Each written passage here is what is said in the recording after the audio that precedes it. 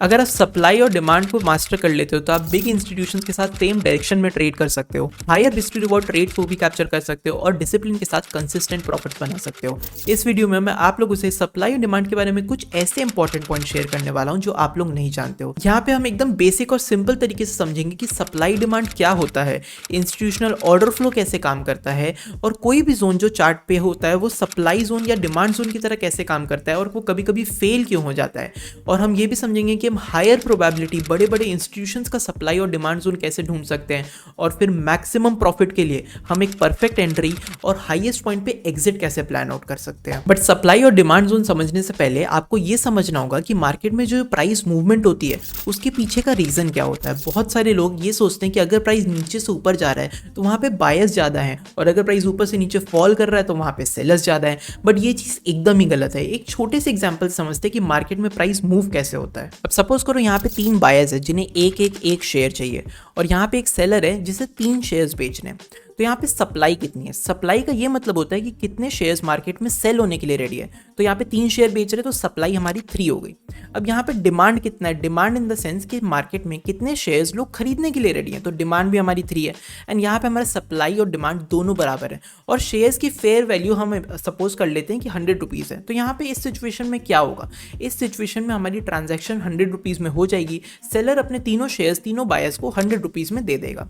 लेकिन एक different case scenario जहाँ पे तीनों बायर्स बोले कि मुझे दो शेयर्स चाहिए, तो यहाँ पे डिमांड कितनी होगी? अब डिमांड हमारी 6 हो गई।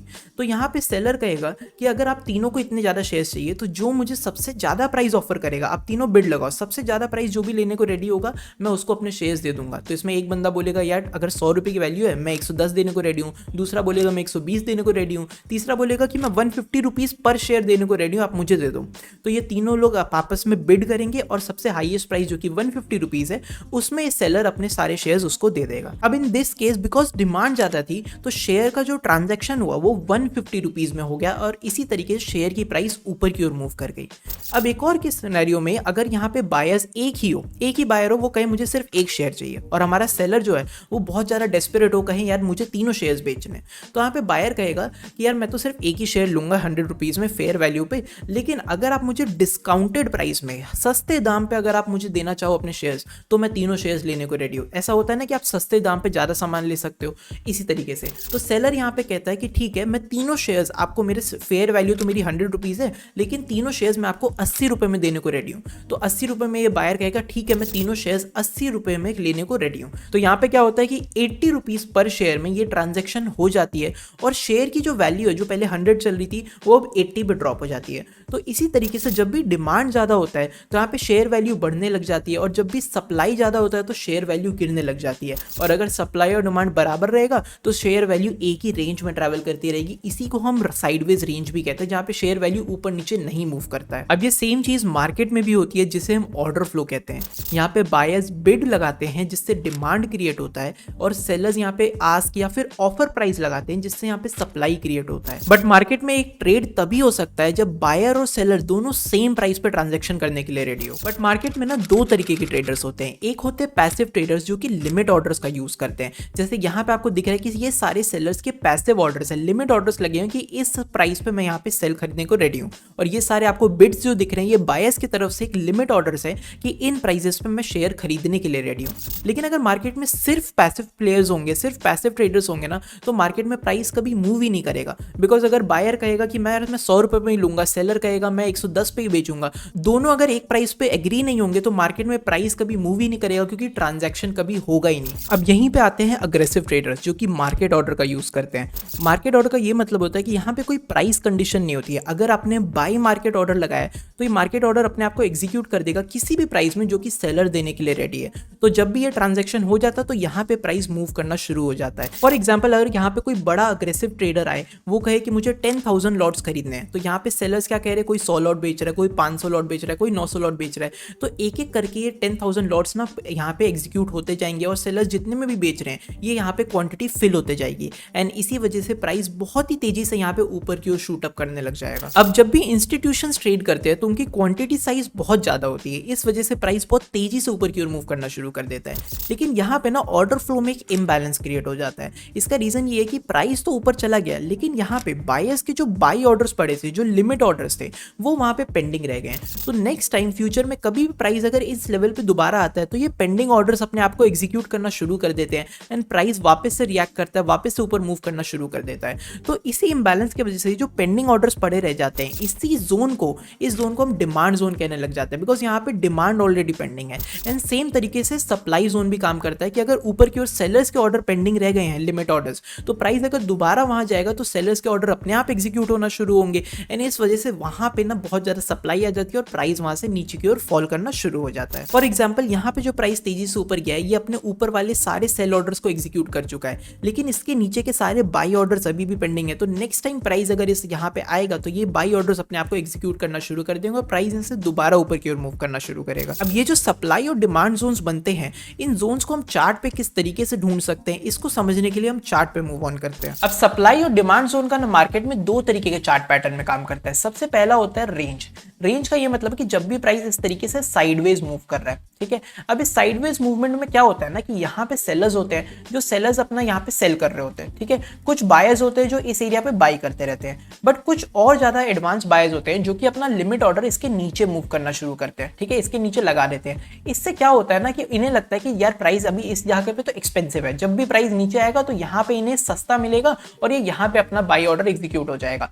लेकिन यहाँ पे अगर मार्केट में कोई भी अग्रेसिव ट्रेडर या फिर बिग इंस्टीट्यूशन आए और वो प्राइस को ऊपर की ओर मूव करना शुरू कर दे, बिकॉज अगर उसने बिग क्वांटिटी में बाई ऑर्डर्स लगाया तो वो ये सारे और इसके ऊपर के सारे सेल ऑर्डर्स फिल करता हुआ प्राइस ऊपर की ओर मूव करना शुरू कर देगा। लेकिन अब क्या हुआ ना, यहाँ पे एक इंबैलेंस क्रिएट हो जाता है। क्यों? क्योंकि यहाँ पे ऑर्डर्स पेंडिंग है। तो नेक्स्ट टाइम जब भी प्राइस इस एरिया में आता है तो ये एक डिमांड जोन की तरह काम करता है और प्राइस यहाँ से ऊपर की ओर मूव करना शुरू करता है। दूसरा पैटर्न होता है कि यू टर्न। यू टर्न में क्या होता है कि प्राइस अगर इस तरीके से मूव कर रहा है तो यहाँ पे इंस्टीट्यूशन आता है और सेल कर देता है और प्राइस नीचे की ओर मूव करना शुरू कर देता है। तो इस तरीके से ये जो यू टर्न लिया है ना, यहाँ पे एक सप्लाई जोन क्रिएट हो जाता है या फिर रेजिस्टेंस क्रिएट हो जाता है। तो नेक्स्ट टाइम जब भी प्राइस आता है तो इसके ऊपर के जितने भी ऑर्डर्स है ये इन सबको एग्जीक्यूट करने लग जाता है और प्राइस नीचे की ओर फॉल करना शुरू कर देता है। लेकिन ये सारे जितने भी सप्लाई और डिमांड जोन्स है ये आपको चार्ट पे कहीं पे भी दिख सकते हैं। तो यहाँ पे मैं आप लोगों से कुछ 4 ऐसे मेन पॉइंट शेयर करने वाला हूँ जिससे हम हाई प्रोबेबिलिटी इंस्टीट्यूशनल सप्लाई और डिमांड जोन्स को ढूंढ सकते हैं। फर्स्ट पॉइंट है हमारा स्विंग ब्रेक।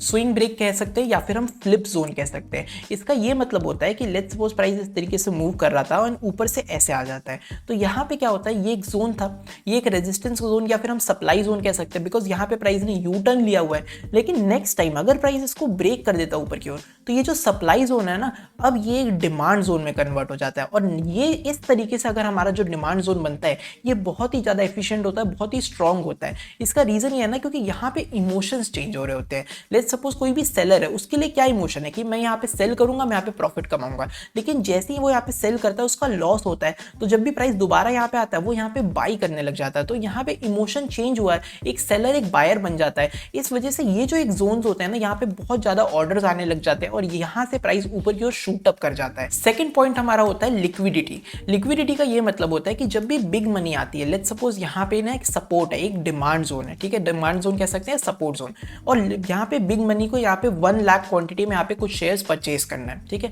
तो प्राइस अगर यहाँ पे आता है, ये 1 लाख क्वांटिटी में परचेज ही नहीं कर सकती। इसका रीजन ये है कि अगर सबको पता है एक डिमांड जोन एक सप्लाई जोन है, तो या फिर ये बहुत ही अच्छा लेवल है या फिर ये कोई भी चीप लेवल है, तो सब लोग यहाँ पे बाई कर रहे हैं, ठीक है। और अभी अभी हमने समझा कि अगर किसी को 1 लाख क्वांटिटी में बाई ऑर्डर्स प्लेस करना है, इसका ये मतलब है कि उसको 1 lakh quantity similar equal quantity में सेल ऑर्डर्स भी चाहिए।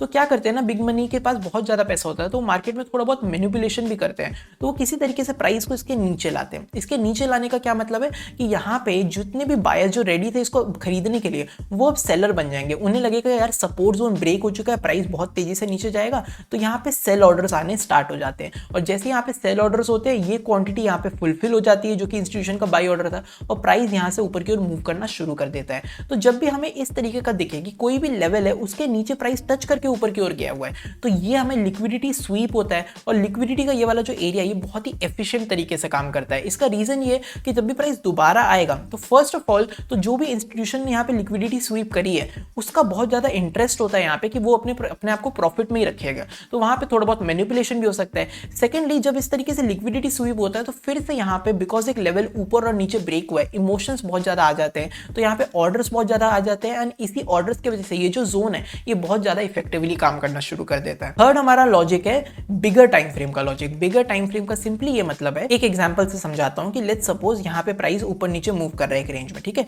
फिर एक बड़ी सी ग्रीन कैंडल बनती है और यहाँ पे हम कहते हैं कि ये हमारा एक डिमांड जोन बन चुका है।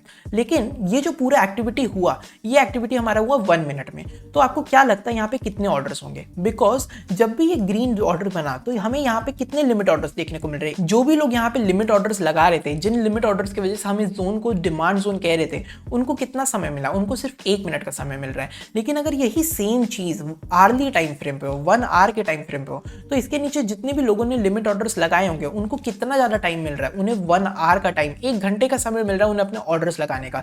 तो सिंपली ये मतलब है जितना ज्यादा समय उतने ही ज्यादा ऑर्डर्स, और जितने ज्यादा ऑर्डर्स उतना ही स्ट्रॉन्ग यहाँ पे हमारा जोन बन जाता है। अब फोर्थ पॉइंट सबसे ज्यादा इंपॉर्टेंट है, जो कि है फ्रेश जोन। फ्रेश जोन का क्या मतलब है कि अगर आपको, जैसे बहुत सारे लोग का डाउट होता है कि अगर ये एक डिमांड जोन था, प्राइस यहाँ पे बार बार आ रहा था, तो ऐसा क्या होता है कि प्राइस यहाँ से ब्रेक डाउन दे दिया, हमें कैसे पता चलेगा कि प्राइस यहाँ पे सपोर्ट लेने वाला है किसी भी डिमांड जोन पे या उसको नीचे ब्रेक करने वाला है? ठीक है, इसको समझने के लिए हमें समझना पड़ेगा फ्रेश जोन। अभी हमारा पूरा कॉन्सेप्ट क्या था कि जब भी प्राइस इस जगह से ऊपर जाएगी तो यहाँ पे बहुत सारे ऑर्डर्स पेंडिंग होंगे, सेकेंड टाइम जब प्राइस आएगा तो ये ऑर्डर्स फुलफिल करेगा, इस वजह से प्राइस ऊपर जाएगा। अभी जब थर्ड टाइम आएगा तो ये ऑर्डर्स फुलफिल हो जाएगा और प्राइस ऊपर जाएगा। लेकिन मैं यही चीज कहना चाह रहा हूँ, जब प्राइस यहाँ पे फोर्थ टाइम या फिफ्थ टाइम या सिक्स्थ टाइम आता है तो यहाँ पे ना कोई ऑर्डर पेंडिंग ही नहीं बचते हैं, बिकॉज सारे ऑर्डर अपने आप को एग्जीक्यूट कर चुके हैं। एंड जब यहाँ पे ऑर्डर्स हैं ही नहीं तो ये जोन कोई भी यहाँ पे प्राइस रिएक्ट कैसे करेगा? अगर यहाँ पे ऑर्डर्स ही नहीं होंगे तो ये डिमांड जोन भी नहीं बनेगा और प्राइस यहाँ से ऊपर की ओर नहीं मूव करेगा। इसलिए फ्रेश जोन बहुत इंपॉर्टेंट है कि कोई भी सप्लाई, लेट्स सपोज यहाँ पे यूटर्न की वजह से एक सप्लाई या फिर एक डिमांड जोन क्रिएट हुआ, ठीक है, तो यहाँ पे प्राइस अगर फर्स्ट टाइम आ रहा है या फिर सेकंड टाइम आ रहा है तो ये एक बहुत इंपॉर्टेंट तरीके से काम करता है, बहुत ही एफिशिएंटली काम करता है, बिकॉज यहाँ पे बहुत ज्यादा ऑर्डर्स पेंडिंग होते हैं। एंड जैसे जैसे प्राइस इसको बार बार टच करने लग जाता है, ये ऑर्डर्स अपने आप को फुलफिल करते जाते हैं और ये जो पूरा जोन है ये वीक होते जाता है। अब आपको ये पता चल गया कि हम हाई प्रोबेबिलिटी जोन्स कैसे ढूंढ सकते हैं, लेकिन अब हम इस बारे में बात करते हैं कि हम इस जोन्स पे ट्रेड कैसे एग्जीक्यूट कर सकते हैं। अब ट्रेड के ना 2 पार्ट है, एक होता है एंट्री और एक होता है हमारा एग्जिट। सबसे पहले एंट्री के बारे में अगर हम बात करें तो एंट्री के बहुत सारे मेथड्स होते हैं। सबसे पहला मेथड, यहाँ पे मैं 3 मेथड्स डिस्कस करूंगा। सबसे पहला मेथड तो ये होता है कि आप लिमिट ऑर्डर लगा दो। एग्जांपल के तौर पे सबसे सिंपल है ये कि अगर कोई भी आपको जोन दिख रहा है तो आप वहां पे अपना ऑर्डर ऑलरेडी प्लेस कर दो। लेट्स सपोज 100 रुपए का है तो 100 रुपए में मेरा ऑर्डर एग्जीक्यूट कर देना, प्राइस जैसे वहां पे आएगा आपका ऑर्डर एग्जीक्यूट हो जाएगा। सेकंड होता है आपका कोई भी कैंडल कंफर्मेशन।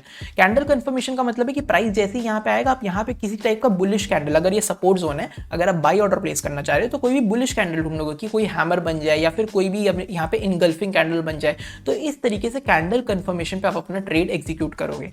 थर्ड यहाँ पे होता है कि यहाँ पे लोअर टाइम फ्रेम पे आप कोई भी यहाँ पे स्ट्रक्चर देखते हो कि मार्केट में कोई पैटर्न बन रहा है क्या।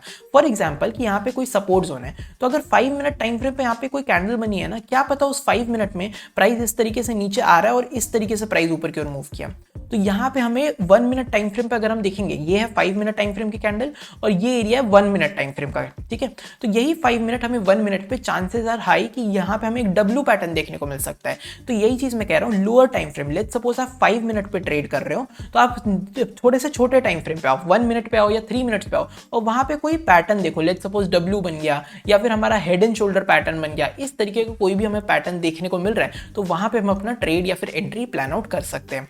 अब किसी भी ट्रेड में एंटर करने से पहले ना हमें ये पता होना चाहिए कि हम एग्जिट कहां लेने वाले हैं, एंड एग्जिट हमें मैक्सिमम प्रॉफिट पे लेना होता है। एंड बहुत सारे लोगों को लगता है कि अगर मैं कोई भी, लेट्स सपोज मैंने यहाँ पे बाई ऑर्डर प्लेस किया है, अगर प्राइस ऊपर जा रहा है तो मैं कोई ऐसा एक बहुत ज्यादा एक्सपीरियंस गेन कर लूं या फिर बहुत ज्यादा मुझे नॉलेज हो जाए जिससे मैं एक परफेक्ट रेजिस्टेंस पे, एक परफेक्ट लेवल यहाँ पे प्रेडिक्ट कर लूं, एक एनालाइज कर लूं जहां से प्राइस नीचे आएगा और मैं यहाँ पे अपना जो ट्रेड है वो एग्जिट कर दूंगा और मैक्सिमम प्रॉफिट कमाऊंगा। ये आप कभी नहीं कर पाओगे। इसका रीजन ये है कि आप कितनी मर्जी आपको एक्सपीरियंस आ जाए, कितना भी एनालिसिस हो जाए, आप ये परफेक्ट लेवल हर बार कभी भी प्रेडिक्ट नहीं कर पाओगे। इसलिए मेरी एडवाइस ये रहेगी ना, क्योंकि ट्रेडिंग एक प्रोबेबिलिटी का गेम है, ठीक है, यहाँ पे प्रोबेबिलिटी अपने फेवर में लाने के लिए ना हमें एक ही चीज बार बार करना होता है, इसका ये मतलब है कि हम कोई भी एक मेथड फॉलो करेंगे। जैसे एक मेथड का यहाँ पे मैं एग्जांपल देता हूँ जिसे हम कहते हैं फिक्स्ड आर मेथड।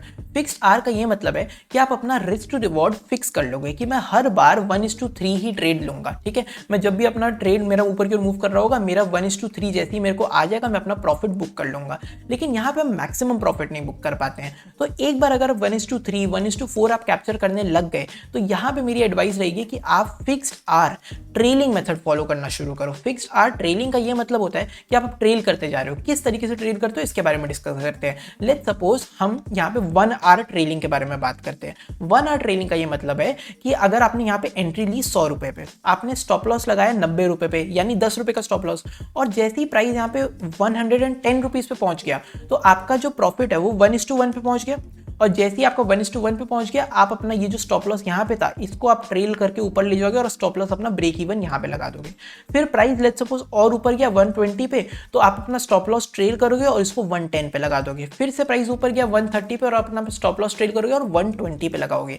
इसी तरीके से इसको कहते हैं 1 आवर ट्रेलिंग, यानी जैसे जैसे आपको 1:1 ऊपर की ओर अचीव होता जाएगा, आप अपना स्टॉप लॉस भी उतनी पॉइंट से ऊपर की ओर मूव करते जाओगे। एंड इस तरीके से आप 1 आवर मेथड फॉलो कर सकते हो। अगर वॉलेटिलिटी बहुत ज्यादा है तो आप 2 आवर मेथड्स भी फॉलो कर सकते हो कि जैसे ही प्राइस 2 आवर ऊपर की ओर मूव करेगा तब मैं अपना स्टॉप लॉस ऊपर की ओर ट्रेड करूंगा। अब ये जो फिक्स्ड आवर मेथड मैंने आप लोगों से डिस्कस किया ना, इसका सबसे बड़ा एडवांटेज ये है कि ये हमारे इमोशंस को कट ऑफ कर देती है। कभी कभी ऐसा होता है ना कि लास्ट ट्रेड में हमने 1:1 पे ही एग्जिट कर दिया होता है और ट्रेड बहुत ऊपर तक मूव किया होता है, तो नेक्स्ट टाइम हमें लगता है यार 1:1 मैंने एग्जिट कर दिया था, आज मैं होल्ड कर लेता हूं, और उस दिन अगर हम होल्ड करते हैं तो प्राइस 1:2 से ही रिवर्स होकर हमारा स्टॉप लॉस हिट कर देता है। तो ये जो हमारे इमोशंस है, जो हमसे डिसीजंस बनाता है, इसके वजह से क्या होता है, हम बार बार डिफरेंट डिसीजंस, कभी हम 1:1 फॉलो करते हैं, कभी 1:3 फॉलो करते हैं, कभी हम बहुत लंबा होल्ड कर लेते हैं, कभी हम होल्ड ही नहीं करते हैं। इसके वजह से प्रोबेबिलिटी हमारे फेवर में नहीं आ पाती है। जैसा कि मैंने आप लोगों को बताया कि ट्रेडिंग एक प्रोबेबिलिटी का गेम है। अगर आप फिक्स्ड मेथड फॉलो करोगे ना तो हमारे इमोशंस कट ऑफ हो जाएंगे, एक पर्टिकुलर फिक्स रूल्स को हम फॉलो करने लग जाएंगे, और इन रूल्स को अगर हम फॉलो करेंगे तो प्रोबेबिलिटी हमारे फेवर में काम करने लग जाएगी।